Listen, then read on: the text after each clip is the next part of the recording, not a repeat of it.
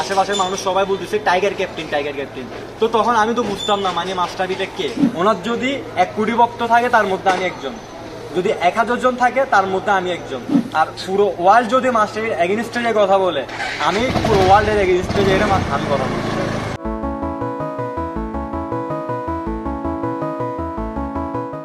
মাস্টারি ভাইকে 2015-তে যখন ইংল্যান্ডের সাথে খেলা হয়েছিল তখন মাস্টারি ভাই গ্যালারিতে আসছিল। তো আশেপাশের মানুষ সবাই বলতেছে টাইগার ক্যাপ্টেন টাইগার ক্যাপ্টেন। তো তখন আমি তো বুঝতাম না মানে মাস্টারবিটা কে। পরে আস্তে আস্তে যখন মাস্টারবির খেলা দেখি, মাস্টারবির মানে পারফর্ম বলেন, লিডারশিপ বলেন, কীভাবে একটা দলকে ইন্সপায়ার করে, মানে আমার সব মানে ভালো লাগে। শুধু যে ক্রিকেটের মাঠের ভিতর সেটা না, ক্রিকেটের মাঠের বাইরেও উনি কি লিড করে, উনি মানুষ একটা তরুণ প্রজন্মকে ইন্সপিরেশন করে। আমাদের বস ধরতে গেলে যেমন কি কিছুদিন আগে একটা রাজনীতি কি একটা সম্মেলন করছিল, একটা মহিলা ডাইরেক্ট আসি বলতেছে তুই বড়ই এখন খাবি, আমার সামনে খাবি।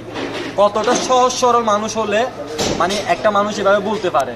উনি আমাদের ক্রিকেটের, আমার বিশেষ করে আমার আইডল ছিল, আইডল থাকবে আর সব সময় থাকবে ক্রিকেটের ক্ষেত্রে, ক্রিকেটের বাইরেও। এই যে লেখাটা লিখে নিয়ে আসছি, ওনার যদি 1 কোটি ভক্ত থাকে তার মধ্যে আমি একজন, যদি 1000 জন থাকে তার মধ্যে আমি একজন। আর যদি একজনও না থাকে সেদিন মনে করবে যে মাস্টারবি আমি মারা গেছি। আর পুরো ওয়ার্ল্ড যদি মাস্টারবির এগেইনস্টে কথা বলে আমি পুরো ওয়ার্ল্ডের এগেইনস্টে যেটা আমি করানো। সংবাদ, ফিচার ও অনুষ্ঠানের জন্য ভিজিট করুন সংবাদ প্রকাশের ওয়েবসাইট এবং যুক্ত থাকুন ফেসবুক পেজ ও ইউটিউব চ্যানেলের সঙ্গে।